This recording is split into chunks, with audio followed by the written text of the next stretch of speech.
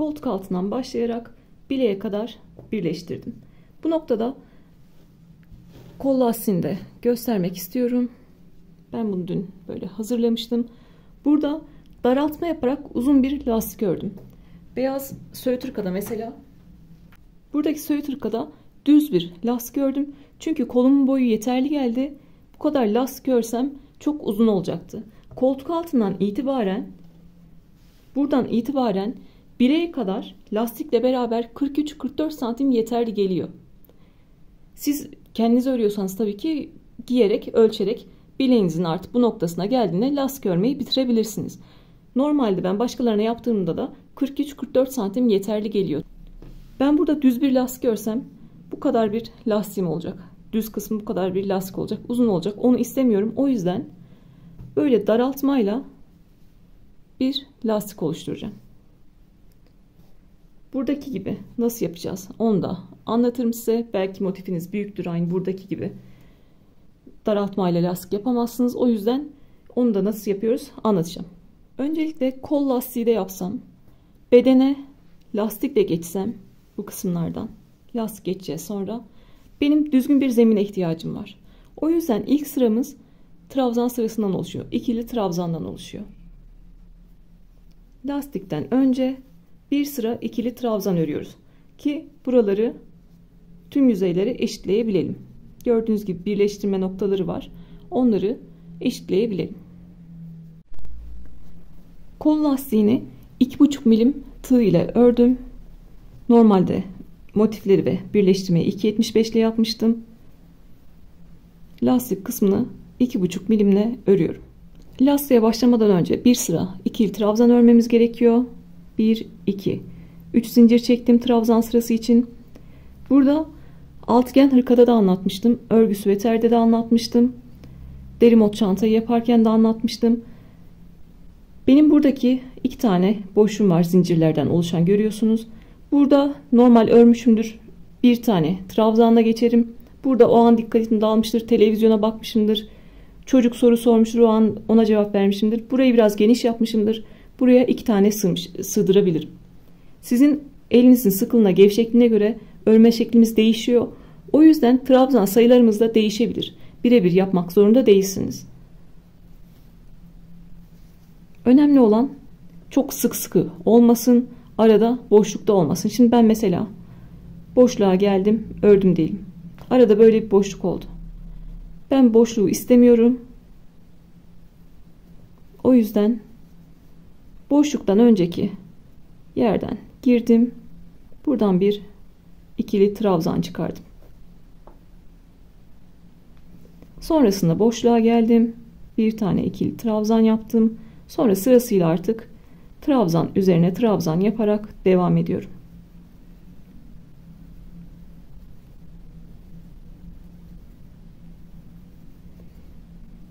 Bunu şey gibi düşünebilirsiniz, hani böyle tarif yaparken hamur işleri tarifinde aldığı kadar un derler. Çünkü herkesin yumurta büyüklüğü farklıdır. İçine koyduğu, yani sütü biraz fazla koymuştur, etmiştir. O yüzden aldığı un değişir.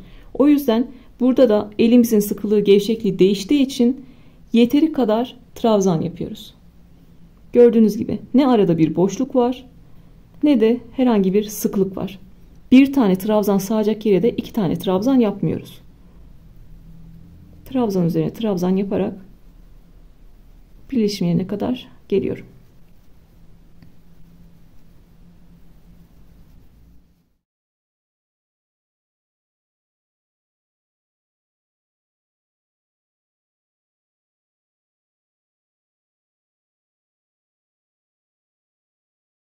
Köşe boşluğuna geldim. Bir tane ikili trabzan yaptım. Mesela buraya bir tane yetiyor. Ben buraya 2 tane yaptığımda burada fazladan bir görüntü olacak. Onu istemiyorum. Yeteri kadar trabzan yapıyorum. Oraya bir tane yeterli. Sonrasında burada birleştirme yeri var. Ben birleştirme yerinin, bu kaydırdığımız yerin, daha demin solundan almıştık. Buradan. Bu tarafta da sağından alıyorum. Birleştirme yerinin bir tane trabzan çıkarıyorum. Birleştirme yerinin tam ortasına geliyorum. bir tane trabzan çıkarıyorum. Yine soluna geliyorum. Bir tane trabzan çıkarıyorum. Bu birleştirme yerinde bana 3 tane trabzan yeterli geliyor. Sizde sayı değişebilir. 2 taneyle de ya da 4 taneyle de geçebilirsiniz. Sonrasında boşluğa geldim. Bir trabzan yaptım. Sırasıyla artık trabzan üzerine trabzan yaparak devam ediyorum.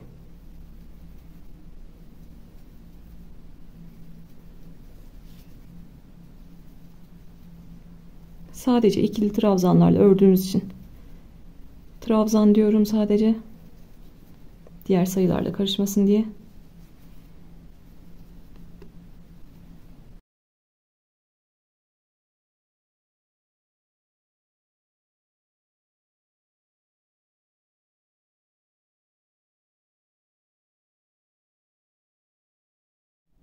Köşe boşluğuna geldim. Bir tane trabzan yaptım. Yine kaydırma yerinin sağına bir trabzan yaptım. Kaydırdığımız yere, birleştirme yaptığımız yere bir trabzan yaptım. Ve onun soluna da bir trabzan yaptım. Yine bu birleşim yerini 3 tane trabzanla geçmiş oldum. Köşe boşluğuna bir trabzan ve trabzan üzerine trabzan olarak devam ediyorum.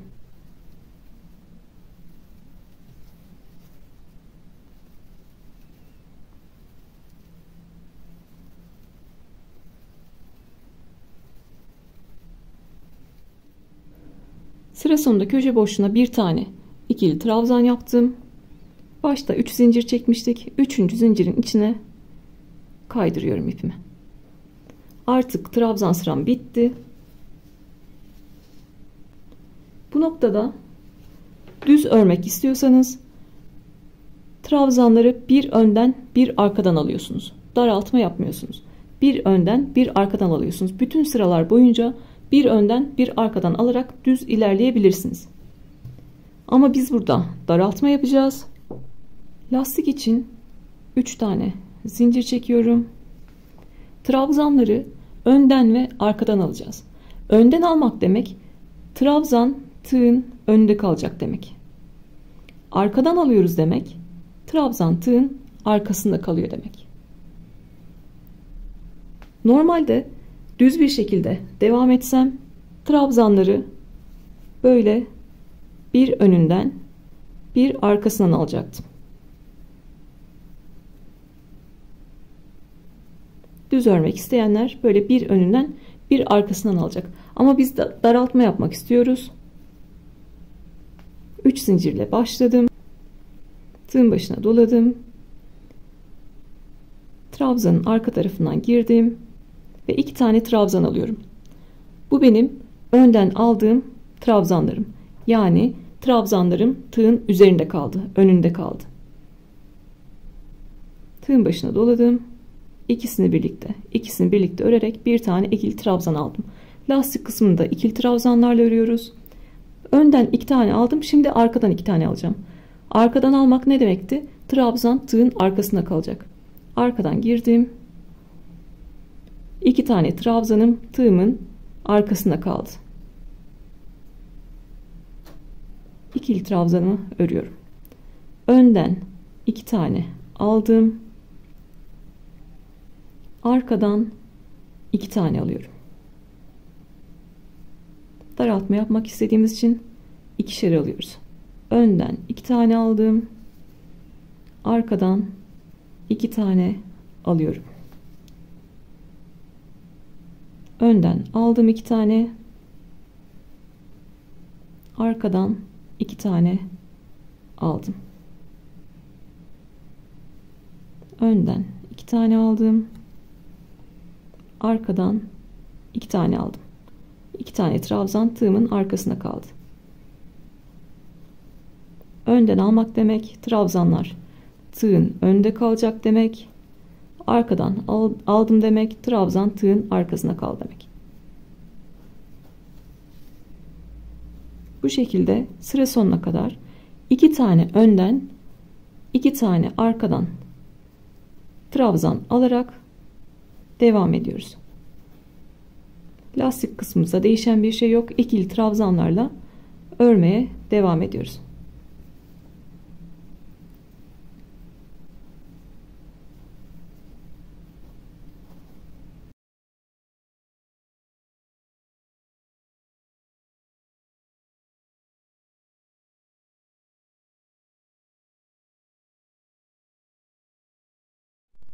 Sıra sonuna kadar 2 tane önden 2 tane arkadan alarak devam ettim.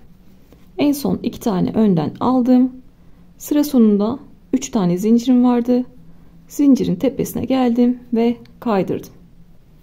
Gördüğünüz gibi kolumuzu daraltmış olduk. Bunun üzerine artık düz örüyormuş gibi bir önden bir arkadan alarak devam edeceğiz. Daraltmamız sadece bir sırada. Trabzandan sonraki sırada daraltmamızı yapıyoruz. Sonrasında tek sıra bir önden bir arkadan alarak devam ediyoruz. Ben burada kaç sıra örmüşüm? 2 tane aldıktan, yani daraltma yaptıktan sonra 1, 2, 3, 4, 5, 6, 7, 8, 9, 10, 11, 12. 12 sıra örmüşüm. Daraltmadan sonra 12 sıra lastik örmüşüm. Üzerine de kolun ağzı yayvan durmasın diye bir sıra sık iğne geçtim.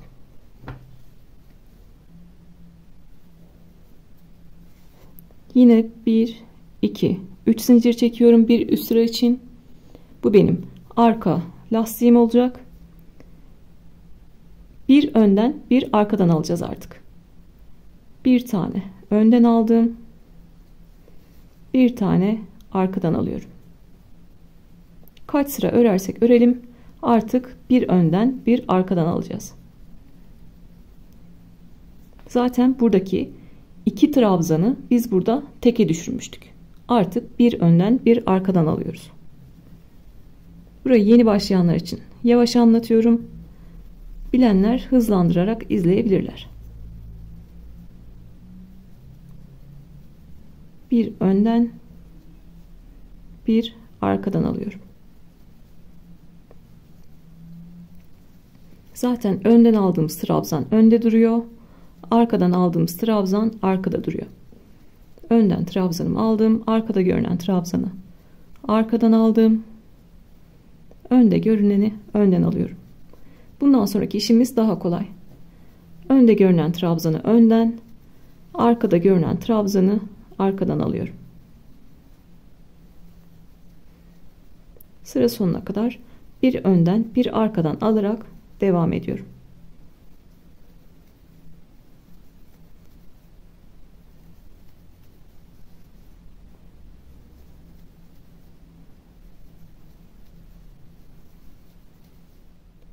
Bir önden bir arkadan alarak sıra sonuna kadar geldim.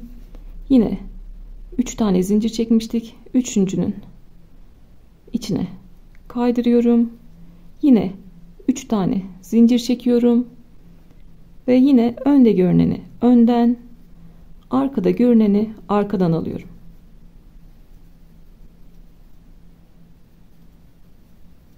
Lastik örmede artık değişen bir şey yok. Kaç sıra örersek örelim bir önden bir arkadan alarak devam edeceğiz. Ben burada 12 sıra ördüm. Siz kendinize ölçersiniz. Belki 10 sıra yeterli gelir. Belki 13-14 sıra yeterli gelir. Siz kendinize yeter geldiği noktada bırakıyorsunuz. Son sırada da bir sıra sık iğne yapıyoruz. Ben 12 sıraya tamamlayayım lastik kısmını. Sonra sık iğne bölümünü beraber yapalım. Daraltma yaptıktan sonra 12 sıra bir önden bir arkadan alarak lastiğimi ördüm. Sıra sonundayım. Yine 3 tane zincir çekmiştim, onun tepesine 3. zincirin içine kaydırıyorum. Bundan sonra bir sıra sık iğne öreceğiz. Ağız kısmını toparlaması için bir sıra sık iğne öreceğiz. Sık iğne sırası için bir tane zincir çektim. Kaydırma yaptığım yere geliyorum. Bir tane sık iğne örüyorum. Bir zincir çektim. Kaydırma yaptığım yere bir tane sık iğne yaptım. Şimdi sırasıyla tüm trabzanların tepesine bir tane sık iğne yapıyorum. Tığın üzerinde 2 ilmek var. İkisini birlikte alarak sık iğne yapıyorum. Tığın başına dolamıyoruz. bir sıra sık iğne ile kolun etrafını dolanıyorum. Kol lastiği çabuk bitiyor. Zaten daraltma ile beraber trabzan sayısını yarıya düşürmüştük. Son sırada da bir sıra sık iğne yapıyorum.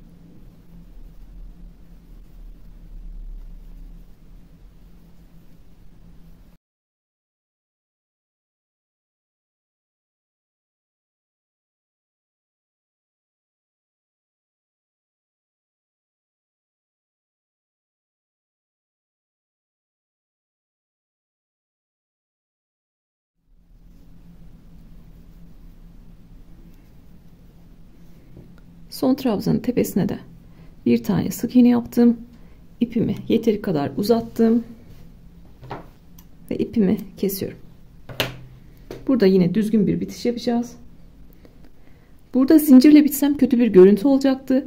Biz bütün tepelerin görüntüsünü bu V gibi olan noktaları eşitleyeceğiz şimdi. Örgünün iç kısmına geliyorum. Burada çektiğim bir zincire dokunmuyorum. İlk yaptığım sık iğnenin tepesine arkadan giriyorum. Sık iğnenin tepesine arkadan giriyorum.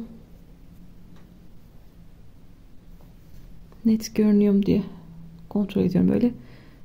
İpimi aldım ve trabzanın tepesinden geçirerek ipi örgünün iç kısmına çektim. Burada da son ördüğüm sık iğne var. Bu sık iğnenin biliyorsunuz dış ve iç kanatları vardı. Burada örgünün iç kısmında kalan kanadından giriyorum. Tığla ipi aldım ve çektim. Gördüğünüz gibi bir tane daha trabzan tepesi oluşmuş oldu. Tüm görünümü eşitlemiş olduk. Burada ipimi aldım. Sıkı sıkı çekmiyorum ki buradaki trabzan tepesini bozmamak için. Burada bir zincirle sabitliyorum. Sonrasında artık ipimi uygun yerlerden geçirerek gizliyorum.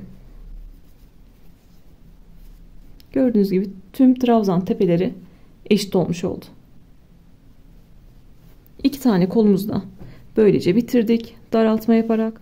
Artık bu söğütürkada olduğu gibi önce bir sıra trabzan geçiyoruz eşitlemek için yüzeyi, sonrasında bir önden bir arkadan alarak lastik örüyoruz. Kollarla işimiz bitti. Artık bedenden bir sıra trabzan çıkarıyoruz. Trabzan çıkarmaya da bitişim ve başlangıcım arkada kalsın diye bu arada yine 2.75 ile bedende ördüğüm gibi devam ediyorum lastik kısmına. Sadece kollarda 2.5 kullandım. Bedende yine motifleri birleştirirken ve motif yaparken kullandığım gibi 2.75 tığ kullanıyorum lastik kısmında. Yine bir sıra trabzan çıkaracağız. Trabzan çıkarmaya da sırttan başlıyorum. Sırt parçasından başlıyorum ki bitişim ve başlangıcım orada olsun. Çok belli olmasın bitişim başlangıcım. O yüzden sırttan başlıyorum. Yine bir sıra trabzan çıkaracağım. Başlangıcını size göstereyim.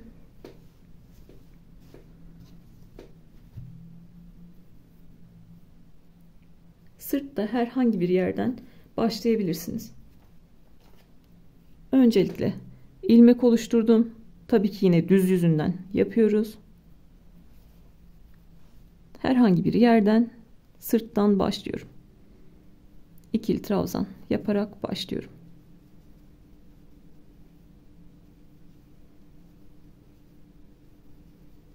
Sırasıyla trabzan çıkarıyorum trabzan üzerinden.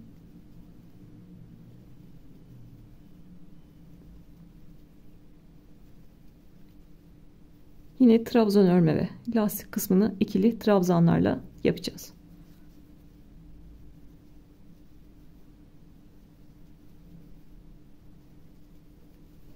Kolda yaptığımızdan bir fark yok. Aslında ben sadece burayı tekrar göstermek istedim size.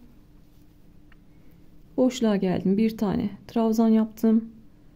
Kaydırma yerinin bir tane sağından aldım. Bir kendisine battım. Trabzan yaptım. Bir de soluna batarak trabzan yaptım.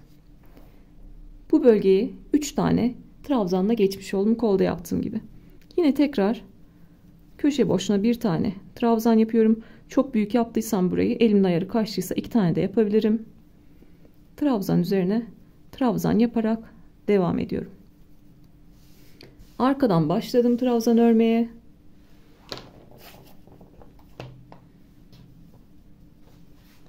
Kamerayı ayarlayayım. Trabzan örmeye sırttan başladım. Devam ediyorum. Etek kısmından örmeye geldim. Ön taraftaki eteğimi de ördüm. Burada köşe noktalarına 3 tane ikili trabzan yapıyoruz. Kavis verebilmek için burada köşe noktalarına etekte 3 tane ikili trabzan yapıyoruz. 3 tane ikili trabzanımı yaptım. Etekte trabzan üzerine trabzan olarak devam ettim. En son buraya geliyorum. Bu ense kısmında nasıl orayı yapıyoruz, orayı göstereyim. Sonrasında yine trabzan çıkararak yukarıdan aşağı iniyorum. Eteği de yaptım. Eteği yine köşeye 3 tane ikili trabzan yaptım. Devam ettim. En son başladığım yere geri geldim. Burada 3. zincirin içine kaydırıp tekrar bir önden bir arkadan alarak lastiğimizi öreceğiz. Öncelikle buradan başladık. Enseye kadar trabzan çıkararak devam edelim. Ben orada size detayı anlatayım.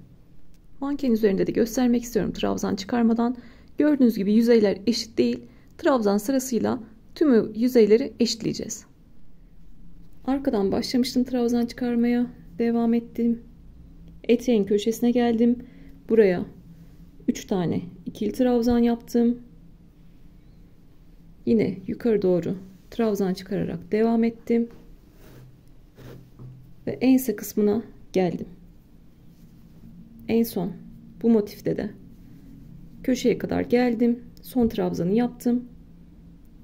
Bu ense kısmını beraber yapalım. Ense kısmında da amacım normal yine trabzan çıkartır gibi ne fazla batmak ne de az batmak. Önce şöyle göstermek istiyorum. Ense kısmını ne çok fazla batacağız ne de az batacağız. Dediğim gibi elimizin sıkılığı, gevşekliği farklı. Benimle aynı battığınızda orada bir kasma da yapabilir. Böyle potta durabilir, kötü de durabilir. O yüzden yine dediğim gibi nerelerde böyle geniş görüyorsanız oraya 2 tane batarsınız. Nerelerde bir tane batmanız gerekiyorsa oraya bir tane batarsınız. Özellikle ensede fazla batımda böyle kırışık bir görüntü oluşacak, orada potluk oluşacak. Onu istemiyoruz. Aynı böyle bir görüntü olacak. Şimdi söküyorum yaptığım yeri. Sadece görünümünü göstermek istedim. Ensede fazla bir batım istemiyorum. O yüzden burada kaydırma yerinin bu sefer sağına ve soluna yapıyorum sadece. Normalde 3 tane yapıyordum. Bir sağına, bir kendisine, bir de soluna yapıyordum. Burada çok fazla bir batım istemiyorum. Potluk oluşmasın diye. Burada bir sağına battım. İkili trabzan yaptım. Bir de soluna battım. İkili trabzan yaptım. Köşe boşluğuna geldim. Bir tane ikili trabzan yaptım. Yine kaydırma yerinin bir sağına yaptım. Bir de soluna yaptım. Buradaki köşe boşluğuna bir trabzan yaptım. Burada soluna batarsam gördüğünüz gibi burada bir potluk oluşacak. Hatta göstereyim. Şimdi soluna yaptığımı düşünün. Burada bir tane fazladan yapmış oldum. Burada fazladan bir batım olmuş oldu. Ben lastik yaptığımda burası potlaşacak. O yüzden onu yapmıyorum. Soluna yapıyorum direkt. Kendine de yapabilirim. Soluna da yapabilirim. Sonra köşe boşluğuna geldim. Bir trabzan yaptım. Sonrasında trabzan üzerine trabzan olarak devam ediyorum. Gördüğünüz gibi. Burası size uymadı mı bu sayılar? Kendinize göre devam edersiniz. Zaten en fazla 10 tane trabzan yaptık. Sökersiniz. Bir daha yaparsınız, baktınız düzgün bir görünüm oldu. Öyle devam edersiniz örmeye.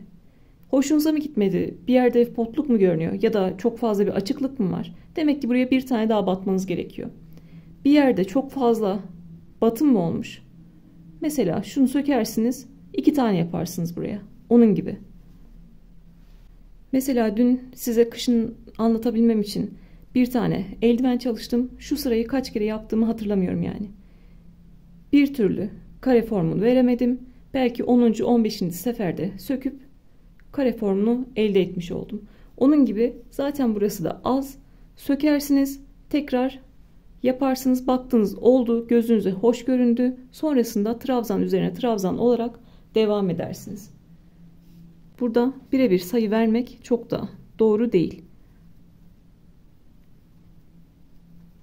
Örgüleri ne kadar örüyorsak çoğu da belki en güzelini bulana kadar sökmekle geçiyor.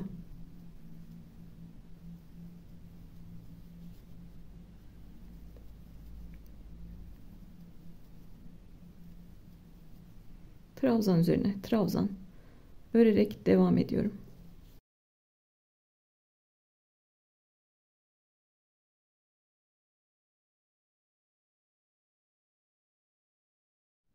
Ense kısmımız böyle görünüyor.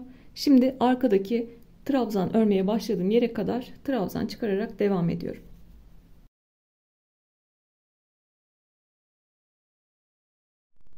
Mankenin üzerinde de ensesini göstermek istiyorum. Ense bu şekilde görünüyor. Ben yuvarlatarak yapıyorum. Siz istiyorsanız daha keskin bir şekilde yapabilirsiniz. Enseyi de bu şekilde yaptıktan sonra trabzan çıkararak arka kısma geldim.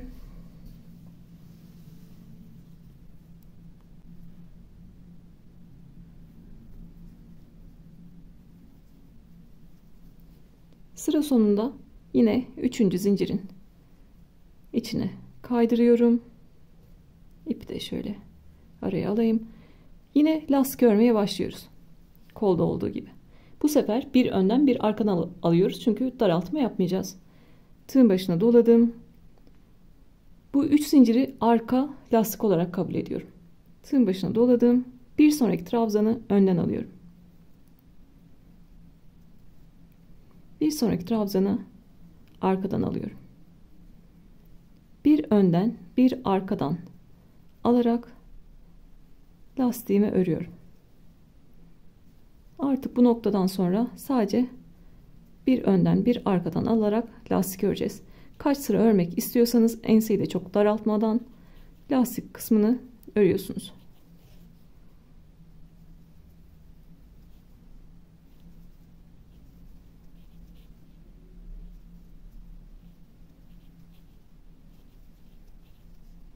Gördüğünüz gibi lastiğimizi örüyoruz. Sıra sonuna gelip yine 3. zincirin içine kaydırıyoruz. 3 zincir çekip bir önden bir arkadan alarak lastik örmeye devam ediyoruz. Kaç sıra örmek istiyorsanız o kadar örebilirsiniz. Değişen hiçbir şey yok. Köşelere geliyoruz. Burada 3 tane ikili trabzan yapmıştık. Yine bir önden bir arkadan alarak lastiğimizi örüyoruz. Sırasıyla enseye geliyoruz. Ensede de değişen bir şey yok. Sırasıyla bir önden bir arkadan alarak burayı da lastik olarak örüyoruz. Tüm trabzanları bir önden bir arkadan alarak lastiğini örüyoruz.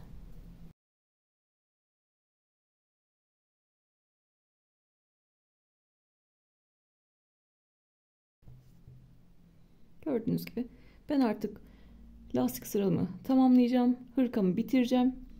İplerini düzgün şekilde iç taraflarında gizleyeceğim ve en son üzerimde size hırkanın bitmiş halini göstereceğim. Burada açık krem renk hırkam var, görüyorsunuz. Onun da ense kısmı bu şekilde. Yine bir önden bir arkadan alarak ördüm. Kaç sıra örmüşüm? Burada da trabzan sırasından sonra 1 2 3 sıra lastik ördüm. Enseyi de çok daraltmamak lazım. Üzerinize geçirirsiniz. Ensenizi daraltmıyorsa, kasmıyorsa örmeye devam edersiniz. Ama yeter dediğiniz noktada istediğiniz sıra sayısında lastik kısmını bitirebilirsiniz. Hırka bitti. Son hali böyle. Mankenin üstünde göstermek istedim. Trabzan sırasından sonra 3 sıra lastik ördüm. Arka kısımda lastik örmeyi bitirdim etek kısmında. Şöyle ensesini çevirmek istiyorum. Ense kısmında böyle görünüyor. Ben böyle yuvarlak seviyorum. Siz daha keskin yapabilirsiniz dediğim gibi. Son halinde fotoğraflarını sizinle paylaşırım. Hırkayı tüm aşamalarıyla anlatmaya çalıştım. 2 bölüm halinde paylaştım. 1. bölümde motifleri ve hırkanın parçalarını birleştirdik. Bu bölümde de lastik kısmını ördük. Elimden geldiğince anlatmaya çalıştım. Aklınıza takılan yerler olursa sorabilirsiniz. Bir sonraki videoda görüşmek üzere. Kendinize iyi bakın.